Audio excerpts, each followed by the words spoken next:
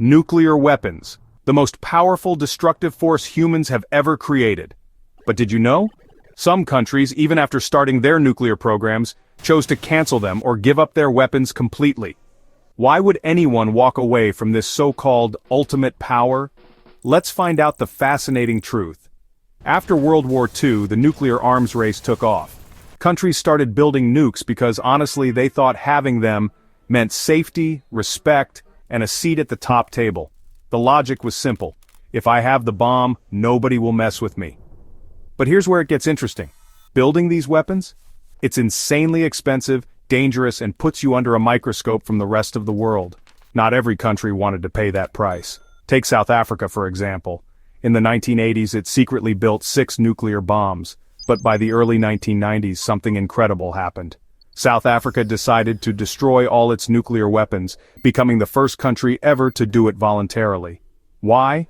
The government was changing, apartheid was ending, and they didn't want nuclear weapons falling into the wrong hands. Plus, they wanted to rejoin the international community peacefully. Now, let's talk about Ukraine, Belarus, and Kazakhstan.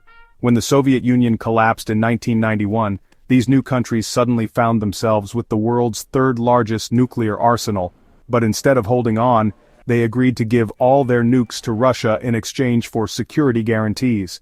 They believed this move would make them safer and help build good relations with major powers like the US and Europe. Sadly, history later showed those promises weren't always kept, as we've seen in Ukraine's recent conflicts. But at the time, giving up nukes was seen as a bold step toward peace. Other countries like Libya, Brazil, Argentina, and even Iraq had nuclear ambitions too, but canceled their programs. Libya gave up its secret project in 2003 to boost its international image. Brazil and Argentina stopped because they moved towards democracy and wanted peace with each other. Iraq's program was destroyed after the Gulf War and intense UN inspections. So, why did these countries walk away from nuclear weapons? 3 big reasons. First, international pressure. Countries face massive pushback from the world, especially the UN and big powers. Second, economic sanctions. Building nukes can tank your economy. And third, peace and image. Some leaders realize that peace brings more respect than nuclear threats, and having nukes can actually make you a target. So, giving up nuclear weapons? Not a sign of weakness. It's often the smart, courageous move.